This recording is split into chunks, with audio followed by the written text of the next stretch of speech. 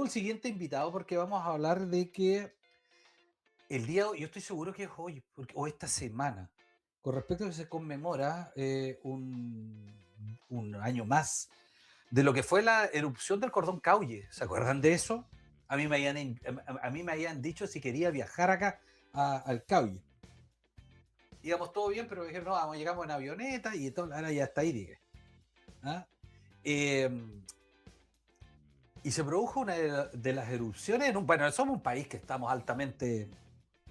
Somos casi una parte de nuestro planeta que estamos en constante erupción. Y hemos querido invitar el día de hoy a un amigo que es don Luis Lara, investigador del Instituto de Milenio Quelar Volcanes y también académico de nuestra querida Universidad Austral de Chile. Ya lo tengo en pantalla. ¿Cómo está? Gracias por estar con nosotros primero. No sé si me escucha. Está con el teléfono, está silenciado. Ahí sí. ¿Cómo estamos? Hola, buenos Yo- días. Sí, escucho perfectamente. Gracias por el contacto. Así es. Oye, gracias a ustedes por estar con nosotros. ¿Está bien el día 4 de junio del 2011 o no? ¿O estoy equivocado? ¿Por qué tengo esta fecha? ¿O estoy bien? Está perfecto, ¿eh? ¿Sí? Está perfecto. Sí, la erupción empezó a las 14:30 o algo por el estilo, digamos. O sea, estamos a casi cumplir exactamente los 15 años, digamos, del inicio de esa erupción. Somos un país, primero que todo, Luis, muchas gracias por estar con nosotros. Somos un país altamente sísmico. Somos un país de volcanes, estamos completito de volcanes. Hay algunos que se están conociendo ahora, otros que se conocen hace muchos años y otros que están durmiendo. Tenemos volcanes activos también, entre otras cosas. ¿Cuál es la característica o fue la principal característica que tuvo esta erupción hace 15 años atrás con el Cordón Caulle? Que se pudiese destacar. Bueno, sí, una característica importante de esa erupción es que primero, que pudo ser pronosticada en función de los datos instrumentales, digamos, de la red de monitoreo que se había Ujú. instalado hacía poco tiempo, los 2 años previos, digamos, básicamente, y por lo tanto pudo ser eh, pronosticada con bastante precisión. Eso como era en más allá o con una infraestructura, digamos, de observación geofísica de los volcanes más desarrollada. Eso es una primera cosa, digamos. Uh-huh. Digo, no son muchas más de 10 casos en los que el pronóstico haya sido tan efectivo en las últimas décadas en todo el mundo. Lo siguiente es que la composición del magma y por lo tanto el tipo de erupción es especial, sobre todo en el contexto de los Andes del sur, de esta región del país. Los volcanes de esta parte del continente suelen hacer erupciones y evacuar magmas de una composición diferente, basáltica llamamos nosotros, más pobre en sílice, más parecido al volcán Villarrica, que es uno de los que tiene como más actividad o más representativo de ese estilo. Pero el Cordón Caulle es Claro. muy distinto, es como el otro espectro composicional, magmas mucho más ricos en sílice, que tienden a producir este material piroclástico que se dispersa en la atmósfera y luego cae sobre la superficie, en fin. Otra característica es que la erupción duró mucho tiempo, digamos, duró prácticamente 10 meses o algo por el estilo, y tuvo además dos etapas, digamos. La primera, con esta emisión de material particular, hubo una columna eruptiva, y Ajá. luego eso pasó básicamente las primeras horas, el primer día, ¿no? Uh-huh. eh, y a continuación ocurrió la emisión de un flujo de lava muy extenso que hoy día llena, digamos, rellena el relieve de la parte alta de ese volcán. Se parece mucho a lo que ocurrió en la erupción de 1960 después del terremoto, y muy parecido también a lo que ocurrió en el año 1921, en diciembre de 1921, en otro sector de este mismo lugar. Entonces, no es tan extraño para el contexto local, digamos, pero es bastante singular en términos del comportamiento que muestran los volcanes en los Andes del Sur. Una de las características que puede hacer, estoy tratando de acordarme de varias cosas. Primero, tener un sistema de medición que hace que haya sido tan certero con la información que nos estás entregando. Primero, eso hace que hay un constante monitoreo de nuestros volcanes. Yo recuerdo que se han instalado o se han puesto cosas acá en la región de los ríos. Me estaba acordando ahora para monitorear el Villarrica. Me acuerdo siempre de eso, que se estaba buscando instrumentos. Creo que fue hace 2 años atrás, o un año atrás, que me estoy acordando ahora. Pero ¿sabes qué? Lo que es muy importante es que nosotros hemos aprendido, no sé si con el tiempo, hemos aprendido a convivir con los volcanes. ¿Lo ves tan así o nos falta mucho por aprender como ciudadano, el común a pie o el lugareño, el que vive al lado del volcán y que dice, mira, está tirando humito, estamos bien, porque está liberando oxígeno? Es como lo típico, nos pasa en Coñaripe, nos pasa en varios lugares, hablando de nuestra región. Claro, hay distintas maneras de ver eso. Podríamos, digamos, hacer, ya que se ocupan analogías literarias últimamente, podríamos pensar en esto de que si vemos el vaso medio lleno, digamos, podríamos pensar que sí, que en general la población, la comunidad, digamos, está más informada, dispone de sus decisiones, en fin, y ocurre un poco eso. Pero, y por otro lado, el Estado, después de la erupción del Chaitén en el año 2008, en que quedó en evidencia, digamos, la falta de una red de instrumentos que permita tomar buenas decisiones en momentos de una crisis volcánica, se ha invertido y se invierte hasta el día de hoy en mejorar esa red de instrumentos, y gracias a eso es que se puede también disponer de información que permite tomar buenas decisiones. Pero la parte todavía insuficiente es en el ámbito del ordenamiento territorial, digamos, lo que regula la forma en que ocupamos el territorio, porque en Chile no hay una normativa que sea estricta en ese sentido. Entonces todavía observamos que tienden a ocuparse, a instalarse la población o construirse cierto tipo de infraestructuras en lugares que se sabe, los estudios muestran y la evidencia histórica muestra que han sido afectados por erupciones volcánicas no demasiado antiguas, digamos, contemporáneas, digamos, con las personas que habitan esos lugares. Y hay también estudios que indican la susceptibilidad de que esas cosas vuelvan a ocurrir. Entonces ocurren un poco las dos cosas, digamos. Al mismo tiempo estamos más informados, las personas disponen de más antecedentes para comportarse de manera segura en una crisis eruptiva, pero por otro lado hay una cierta tendencia o presión para ocupar lugares que podrían ser afectados en el futuro, digamos. Entonces, esa dualidad es un poco compleja, digamos, y desde nuestra perspectiva, digamos, lo que tratamos de hacer es de proveer información científica de buena calidad que ayude a tomar buenas decisiones y que en el futuro idealmente se manifieste o sirva de base, digamos, para las normativas que existan en el futuro. Esto lo explico siempre en la analogía con la norma sísmica. ¿Por qué no se caen los edificios en Chile? Porque hay una norma que obliga a construirlos de una cierta manera. Y esa norma existe porque se hizo investigación científica que permitió construirla de una manera técnicamente apropiada, digamos. Entonces lo mismo podría pasar respecto, o esperaría, quisiéramos que pase respecto de se usa el territorio y cómo se construye en lugares expuestos a diferentes procesos que pudieran causar efectos sobre la población y la infraestructura, digamos. Pero ciertamente hemos avanzado y la población sabe mucho más respecto de los volcanes y de cómo comportarse. Bueno, el constante investigación, Luis, hace por la parte académica, la academia, como siempre digo yo, sirve para todo esto. El comportamiento que tuvo el Chaitén, pusiste un tremendo ejemplo ahí, que desaparece una población contemporánea, estamos hablando ahora, porque nosotros podemos tener, y ahí ayudamos un poquito, podemos tener relatos históricos de lo que pasó años atrás cuando han hecho erupción nuestros volcanes.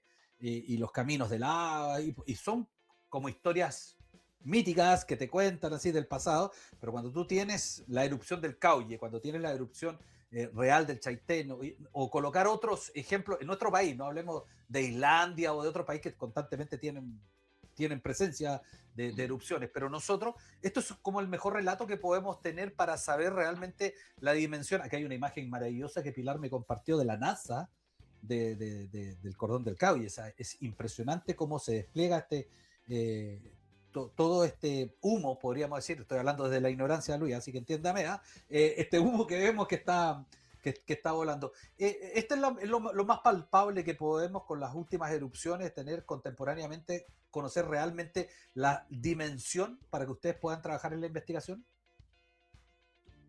Claro, digamos, Ujú. la mejor observación es la que podemos hacer de manera directa, digamos, nosotros visualmente, pero también a través de los instrumentos. Los instrumentos registran cosas Claro. que en general no percibimos nosotros porque son movimientos suaves o cambios de menor envergadura, pero que son relevantes para un sistema volcánico. Pero además de eso, porque el tiempo histórico para nosotros, por lo menos el tiempo en que se puede encontrar relatos escritos o antecedentes escritos, va hacia atrás hasta, digamos, el siglo XVI, podríamos pensar. Eh, pero la historia geológica de un volcán es mucho más larga, entonces se Claro. complementa ese registro histórico con las observaciones geológicas que podemos hacer nosotros en los estudios de estos lugares donde reconstruimos esa historia eruptiva y encontramos los vestigios de las erupciones que ocurrieron, por ejemplo, ya no hace décadas o siglos, sino que hace miles de años, y con eso tenemos un historial mucho más completo y eso es en general lo que sirve para conocer la personalidad, digamos, el repertorio que ofrece un volcán y con eso tener una idea de que podríamos estar en el futuro. Pero ciertamente los episodios recientes marcan mucho nuestra percepción fundamentales en términos de la comprensión de los procesos. La volcanología fundamental como ciencia, digamos, avanza fundamentalmente a propósito de las erupciones y de la serie de estudios que se hacen justamente en el momento en que ocurren, digamos. Al tener tantos volcanes activos, yo no sé cuántos los volcanes activos que tenemos en nuestro país, pero siempre se habla que tenemos una actividad volcánica constante en nuestro país, eh, con diferentes características de volcanes, porque pueden estar uno hacia atrás, vi un reportaje donde se está subiendo a través de un lago, no me acuerdo dónde es, el norte, no sé si ahí usted tiene la información, que se está abriendo parte de la tierra porque está tratando de salir. Tenemos la presencia del Villarrica, tenemos presencia de varios volcanes que siempre mandan alguna señal en algún minuto. Es bueno tener esa posibilidad de que estén activos para saber que no que algún otro volcán que esté calladito, esto igual que cuando hablamos del terremoto, se viene otro terremoto y empezamos con esta historia, se viene otro terremoto, se viene. En los volcanes pasa algo similar como para que la gente entienda, o tienen estudios totalmente diferentes, el comportamiento puede ser muy muy distinto a incluso de un terremoto. Estoy colocando simplemente un ejemplo de lo que se puede esperar de los volcanes, tanto activos como los que están durmiendo.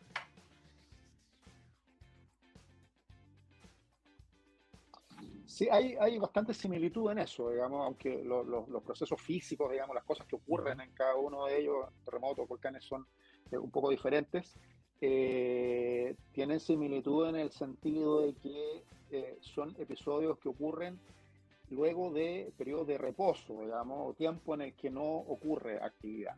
Entonces, en los volcanes se observa algo similar y esos tiempos de reposo Uh -huh. son los que en general nos preocupan porque entre más largo ese tiempo de reposo, el tiempo entre una erupción y otra, podrían estar ocurriendo internamente en un sistema volcánico procesos que acumulen magma y favorezcan la ocurrencia, de, por ejemplo, de una erupción más grande o más explosiva.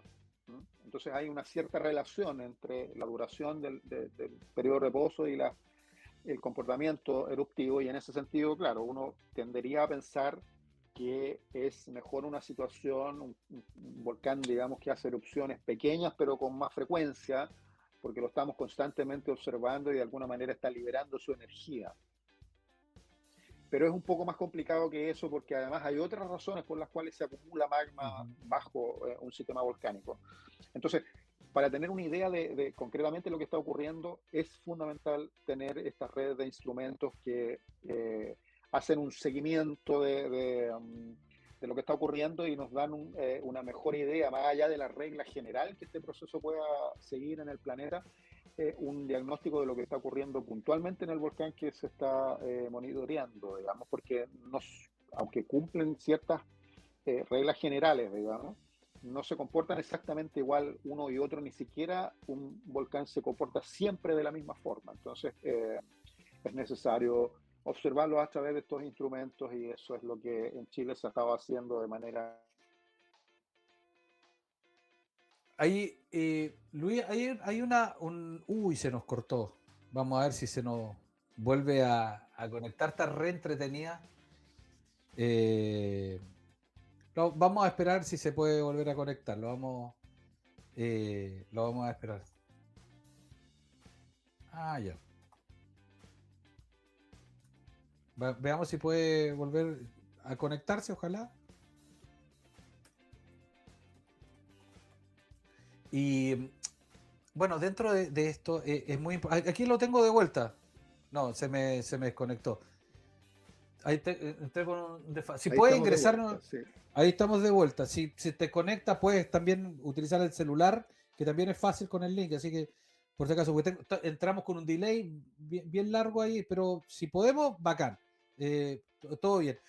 Hay algo que no quiero dejar de preguntar con respecto a lo que tiene que ver con estos mismos comportamientos que hemos visto en este último tiempo con respecto a cómo se comportan los volcanes, la gente que vive en su entorno, que también eso ha sido otro espectro muy grande.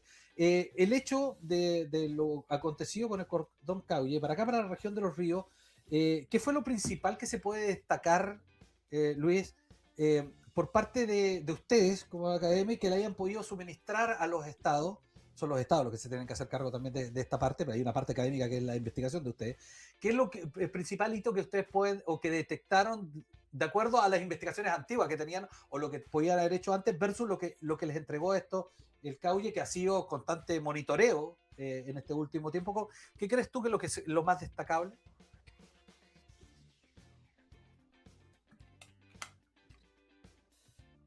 Sí, Se me perdió. Ahí sí. yo diría que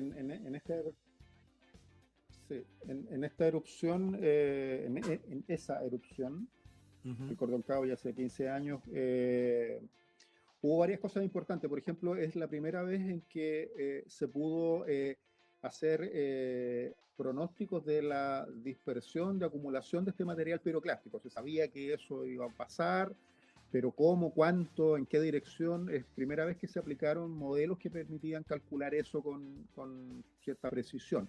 Y eso es un producto de la investigación científica y el desarrollo de esos modelos numéricos desde varios años previos, digamos. Lo de la capacidad de interpretar los datos instrumentales y usarlos para hacer un pronóstico de casi con día y hora, digamos, del inicio de la erupción, también es una de las cuestiones que es más sobresaliente en ese caso. Yo además sé de eso como de primera fuente porque yo trabajaba en la institución encargada de la red de monitoreo en ese momento. Entonces vi el desarrollo de todas estas capacidades.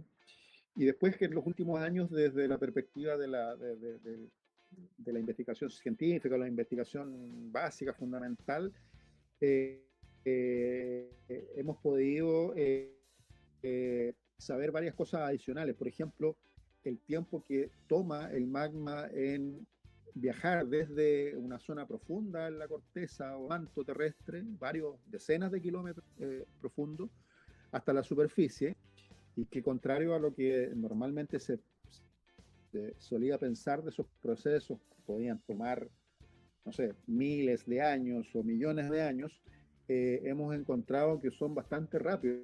Digamos que los magmas, por ejemplo, en la volcán Puyehue o en este sistema volcánico, pueden alcanzar la superficie en menos de 2 meses, digamos. O sea que una crisis volcánica, o sea, un episodio de reactivación de un volcán que eventualmente culmine en una crisis, podría iniciarse 2 meses antes.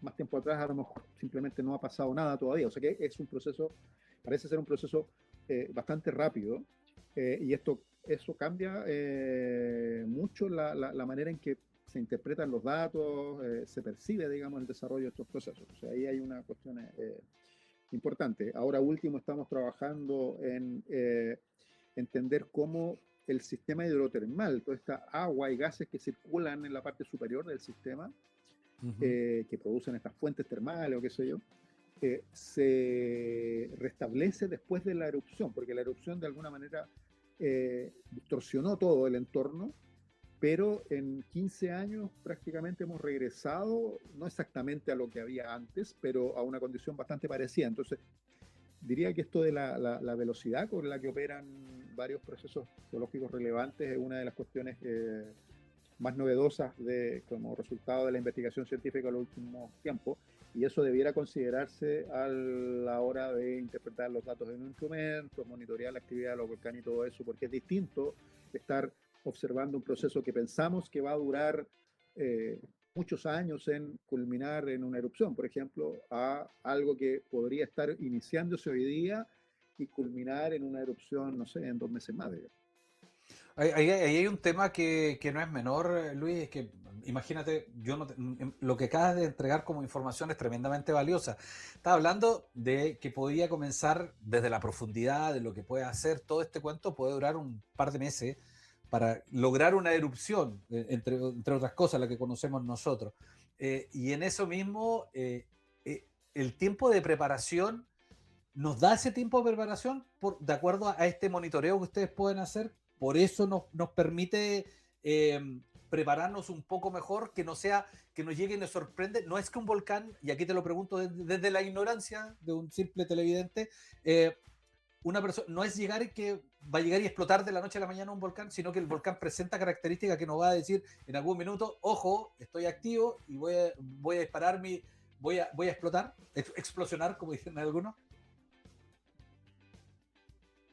Claro, eso es, digamos, la filosofía o el Mm. sentido básico, digamos, de las redes de instrumentos es justamente eso, que actuar, digamos, observar un proceso que ocurre en una ventana de tiempo suficientemente larga como para que sirva para tomar algunas decisiones, porque si fuera algo extremadamente corto, no tendría ningún sentido emplazar una red de instrumentos. Entonces ocurre que hay algunos sistemas, y el cordón caulle es un ejemplo de eso, por su tamaño, por sus características físicas, por la composición del magma y una serie de otras características fundamentales, es de esos casos en los que, de los casos que genera más señales previas, digamos, que detectan los instrumentos mucho antes de que exista la primera manifestación en superficie, digamos. Pero no todos los volcanes se comportan exactamente igual. Los volcanes de conducto abierto, como el volcán Villarrica, por ejemplo, son más difíciles de monitorear o es más difícil pronosticar el inicio de erupciones en volcanes de ese estilo, porque digamos que tienen mucha actividad, entonces mucho ruido, y los instrumentos les cuesta más discernir, digamos, cuál es como el ruido normal del ruido anormal, y entonces es un poco más complicado. Pero eso tiene la contrapartida de que las erupciones en el volcán Villarrica suelen ser mucho más pequeñas, digamos, entonces es menos grave, digamos, no anticiparlas con esa misma precisión. Entonces, efectivamente, podemos de alguna forma hacer estos pronósticos gracias a que entendemos los procesos y los volcanes, sobre todo del estilo del cordón Caulle, son digamos, propensos a generar señales que pudiéramos detectar con los instrumentos. Pero una cosa que siempre insisto, ayer lo comentábamos en un ciclo de charlas que hicimos justamente para conmemorar un poco los 15 años de esta erupción, es que una buena red de instrumentos de distinto tipo que observan distintas cosas es muy necesario, pero no es suficiente si eso no está acompañado del conocimiento científico, técnico que permite interpretar correctamente esos datos. Lo mismo que cuando uno va al doctor, digamos, si Mm. yo puedo ver los resultados del examen de sangre, pero yo no lo sé interpretar, digamos, se necesita un profesional entrenado que sabe que cierto valor significa tal cosa, o sea, no, los instrumentos no hacen magia, digamos, ni son suficientes por sí solos, digamos, sino que tienen que estar acompañados de un conocimiento que permita interpretarlos correctamente, digamos. Pero son fundamentales y sin ellos no podríamos anticipar nada, digamos. Luis, es importante de que ustedes tengan la posibilidad como universidad, como instituto de investigación, que la gente tenga la posibilidad de conocer esto. Existe por parte de, no voy a hablar de ustedes, porque ustedes están dispuestos a hacer esto, pero existe también la intención por parte del Estado, hablo del Estado, no hablo de los gobiernos, de que se abran para la comunidad, para que la gente conozca esto. Ya se trabaja en esto. Estoy hablando desde el desconocimiento, ojo, la pregunta va desde el desconocimiento. ¿Existe ese trabajo estatal con ustedes para que la gente conozca su zona? Claro, digamos, esto ha ido progresando de acuerdo a las capacidades de las instituciones del Estado y la disponibilidad de las autoridades locales y de la misma comunidad. Pero efectivamente, por lo menos yo que estoy ligado a este tema en los últimos 20, 25 años, he visto una transición, digamos.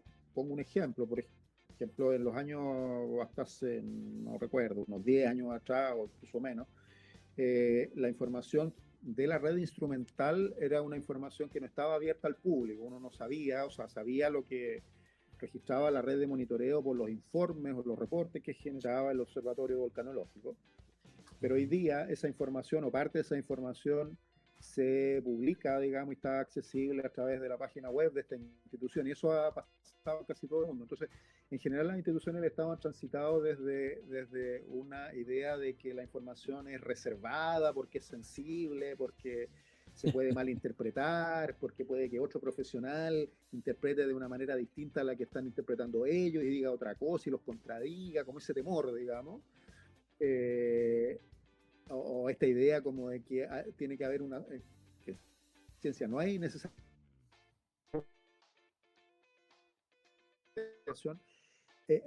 han transitado a una condición en la cual hay una obligación legal también de formar, digamos, o de permitir el acceso, digamos, a la información que es pública finalmente, porque se ha financiado con recursos del Estado, hacerla más abierta, digamos. Y yo creo que la comunidad en general lo agradece. No es que cada uno de nosotros, digamos, se vaya a poner, empieza a hacer sus propios pronósticos, digamos, del comportamiento de un volcán o del inicio de una erupción solo mirando esos registros de la página web, digamos. Pero el acceso a la información, digamos, trata de manera más respetuosa también a la comunidad y le hace ver que se está obteniendo esa información, digamos, los reportes cuando se generan están basados en esa información que está continuamente generándose, y entonces eso aumenta la confianza en las instituciones del Estado y genera un mejor clima para que se conozca de este tema. Y lo mismo o en paralelo se hacen tanto las instituciones del Estado como las instituciones más ligadas a la academia, como el Instituto Milenio de Investigación en Riesgo Volcánico, que es organizar actividades de divulgación científica donde esta información se transmite a la comunidad de maneras que resultan más accesibles para esa comunidad, digamos, actividades con niños o en formatos, digamos, que no son formatos técnicos o de difícil comprensión, y eso también acerca estos temas a la comunidad y finalmente mejora la percepción que tienen sobre estas cosas. Y no es para transmitirles la idea de que no pasa nada, que no hay que preocuparse, incluso al contrario, pero hay que preocuparse con fundamento, digamos. Entonces hay que preocuparse lo justo y necesario, y eso requiere esa transmisión de información. Entonces yo diría que en general hemos avanzado en eso. Tal vez todavía hay cosas por hacer, pero se ha avanzado. No, eso es tremendamente importante porque esa triangulación es buena. Estado, academia y también la gente, porque al final son los pobladores los que están ahí. Son la gente que vive, que ha estado toda la vida a orillas del volcán. Y ha sido así. Y ellos tienen que también conocer y comprender. Puede ser que lo comprendan desde de su propia historia, de identidad. Pero hay otra cosa que es la parte académica que también les puede decir, muchachos, ojo, que hoy día la diferencia está en esto.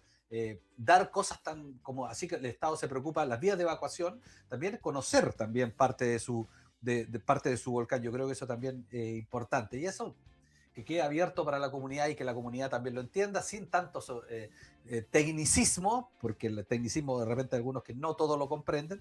Tampoco está ahí ocultando información de los ovnis. Estamos hablando de un volcán que está ahí, que nos acompaña, que está junto con nosotros. Yo creo que eso es un buen ejercicio, Luis, para la comunidad, para el Estado y para ustedes también, dar tranquilidad que el trabajo que están haciendo constante tiene esos frutos, que la gente también los vaya entendiendo dentro de lo que puedan entender. Claro, y la misma comunidad también, o sea, el conocimiento directo que tienen también es valioso, digamos. No, la ciencia no se construye Claro. exclusivamente con, digamos, la labor de los académicos, los datos que proveen los instrumentos o los análisis que hacemos nosotros, sino que los relatos de las personas también son un dato, digamos, que puede ser procesado. Muchas veces los habitantes locales, digamos, tienen antecedentes que tal vez ellos no les atribuyen la importancia que pudieran tener, pero que puesto en un contexto donde desde la academia entendemos más globalmente los procesos, pueden también ser un aporte. Entonces hay en el mundo, diría, una tendencia a asignarle valor a esos relatos, aunque sean a veces simples anécdotas. Yo conozco un montón de situaciones donde la gente dice que percibía, por ejemplo, temblores varios días antes de que la red de monitoreo reportara que estaban ocurriendo cosas. Y entonces esto, por ejemplo, pasa en lugares donde la red de monitoreo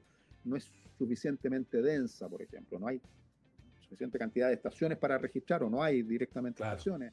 U otro tipo de cosas que son más difíciles de observar, digamos. Hay gente que reporta cambios en la temperatura del agua y la red de monitoreo no es capaz de poner instrumentos en cada uno de los lugares donde alguna manifestación se pudiera observar. Entonces, ese tipo de información, que hoy día se le puede dar la forma está un poco más de moda hacer esto de ciencia ciudadana, digamos, como observaciones que hacen las personas, que si son sistemáticas y procesadas a través de un método científico, adquieren valor, aunque no sean necesariamente una observación tan sofisticada ni compleja en sí misma, pero sumada ofrece un panorama que complementa lo otro y de esa manera se construye el conocimiento fundamental que logramos sobre los sistemas volcánicos y sobre muchos otros procesos naturales.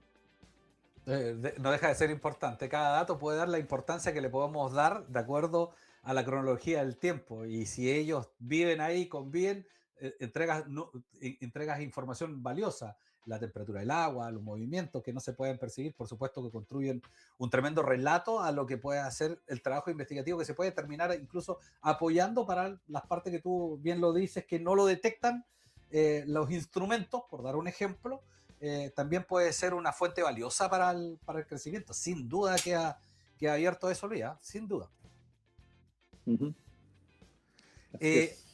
Amigo mío, lo quiero agradecer por haber estado con nosotros. Tremendamente significativa esta conversación. Cordialmente invitado para que sigamos hablando de esto. Me quedo con muchas preguntas, pero ya estoy fuera ya de programa en este minuto. Ya estamos pasadito un par de minutos. Me quedaron hartas cositas para contarlo, así que los voy a dejar cordialmente invitados cuando tengan sus tiempos. Me voy a coordinar ahí con la gente de comunicaciones para que sigamos conversando de esto, sigamos hablando de la actividad volcánica que es tan nuestra. No sé si seremos el país con más volcanes, pero tenemos harto volcán en todo Chilito, eso sin duda. Tenemos 90 o casi 90 volcanes activos y sí, efectivamente somos de los países con más volcanes, así que feliz, digamos, de participar, digamos, de estas conversaciones y de contar un poco lo que estamos haciendo, lo que sabemos de este tema que es nuestro trabajo, pero también es un tema que entendemos que es importante para la comunidad por otras múltiples razones, digamos. Aparte de tener 90 volcanes activos en nuestro país, todo Chile, bueno, algo de ocupación deberíamos, más que preocupación, ocupación deberíamos tener todos los que habitamos en nuestro país. Don Luis, muchas gracias por haber estado con nosotros, haber estado con la televisión valdiviana y haber estado conversando de estos temas. Invitación abierta, tal como les dije, para un próximo programa sigamos conversando de volcanes acá en todo Chile. ¿Eh? Tenemos la posibilidad que nos ven en todo Chile. Oye, los volcanes, mira, es muy cierto, acá me dicen, los volcanes tienen diferentes características, tanto terrestres, subterráneas y acuáticas. Es cierto, uno de repente nos quedamos como los típicos macizos que vemos a lo lejos, pero debemos tener diferentes características, me imagino. Hay de todo. En Chile hay prácticamente toda la variedad que hay en el planeta, digamos, que es una cosa bien especial de este país, por eso que se estudia, por eso hay esta preocupación, digamos, y me ha encantado de compartir todo eso Así que muchas con la gracias, don Luis, amigo. audiencia y con Sí. la comunidad en general. Muchas gracias por haber estado con nosotros y ahí está la próxima pregunta. Las características de los volcanes que tenemos en Chile nos va a contar don Luis Lara, que es investigador del Instituto Milenio, entre otras cosas, y académico de nuestra querida Universidad Austral de Chile. Muchas gracias por haber estado con nosotros. Un abrazo. Encantado, que tengan un buen día. Chao, chao. Chao, chao. Ahí estábamos conversando con don Luis Lara, de investigador. Qué importante hablar de volcanes. No habíamos tenido la posibilidad de hablar de volcanes. Hemos hablado de hartos temas. Está muy interesante para conocer. Hay mucho tema, mucho tema que uno no maneja. Bueno, no tendría por qué estar en las todas. ¿Ah? No todo es política, ¿eh? Si no todo es política, vamos ahí agregando harto tema que tiene que ver con esto. Y oye, aquí hay un dato que es muy cierto. Él lo dijo desde la mirada académica. Los lugareños conocen tan bien sus tierras que saben cómo el comportamiento.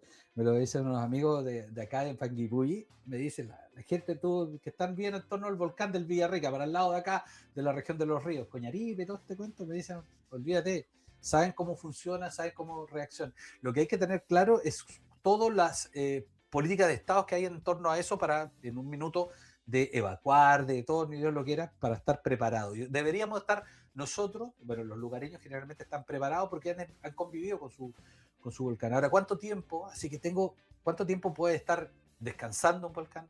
¿Cuánto tiempo puede reaccionar? Imagínense el dato que nos dio. 2 meses puede estar durando un movimiento que puede estarse preparando para una gran erupción. 2 meses. Y eso se puede ir trabajando. El Cordón Caulle permitió, después de 15 años atrás, un 4 de junio del 2012, 2011, nos ha permitido en este tiempo mantener el estudio para poder saber lo que ocurre con el comportamiento que hay con respecto a eso. Importante.